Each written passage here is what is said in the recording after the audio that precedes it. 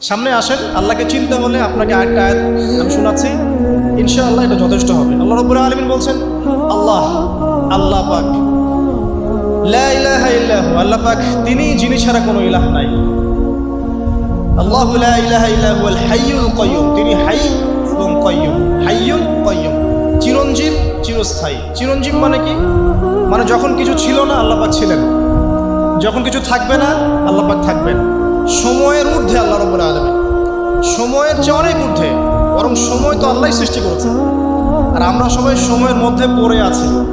আমাদের এখানে দিন রাত যেমন আল্লাহ রাব্বুল আলামিনের কাছে এমন নয়, মোটেই এমন নয়, বরং কিয়ামতের দিনটাই হবে আল্লাহ পাকের হিসেবে আমাদের দিনের চেয়ে 50,000 বছরের সময়। তাহলে এই সময়ের যে একটা আমরা গোলক ধাঁধায় পড়ে আছি, এক একটা গ্রহের সময় এক এক রকম, এক একটা গ্যালাক্সিতে সময় এক এক রকম।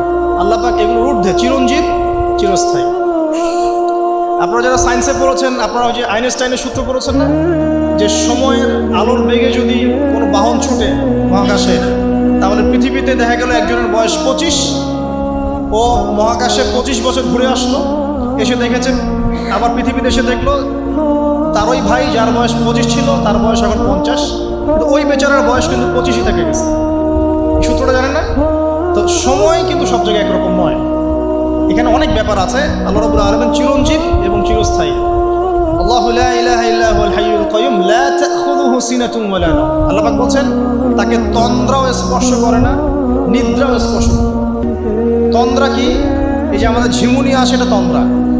আর নিদ্রা কি? আমরা যেটা ঘুমিয়ে যাই, এটা নিদ্রা। তো নিদ্রাকে বলা হয়েছে মৃত্যুর ভাই। এই কারণে জান্নাতে মানুষ যখন যাবে তাদের ঘুম হবে না, মানে জান্নাতে কোনো ঘুম নাই, কারণ ঘুম হচ্ছে মৃত্যুর ভাই। তো আল্লাহ পাককে ঘুমও স্পর্শ করতে পারে না এবং ঝিমুনি, তন্দ্রাও স্পর্শ করতে পারে না। এমন একটু চিন্তা করে দেখেন, এই লক্ষ কোটি বছর ধরে যে মহাকাশ চলছে সৃষ্টির পর থেকে, আল্লাহ রাব্বুল আলামিন একটা মুহূর্ত সময়কে রেস্ট নিয়েছেন? একটা জাররা পরিমাণ সময়কে তিনি রেস্ট নিয়েছেন? তারা সেই মহান সত্তা, যিনি এক জাররা পরিমাণ সময়ও তার ক্লান্তি বোধ হয় না, তার কোনো ঘুম আসে না, তার কোনো তন্দ্রা স্পর্শ করে না। আমরা সেই আল্লাহর বান্দা হয়ে কি আল্লাহর বিধান বা তার আনুগত্যের বাইরে যাওয়া ঠিক হবে? এটা সহজ। আল্লাহকে চিনতে শিখুন। আল্লাহ পাক কে? আল্লাহ রাব্বুল আলামিন তো এমন একজন সত্তা যে আপনি সারাটা জীবন আল্লাহর বিপক্ষে চলেছেন, আজকে 2 রাকাত নামাজ পড়ে যদি তওবা করে ফিরে আসেন, ইমিডিয়েটলি আল্লাহ পাক আপনাকে মাফ করতে পারেন।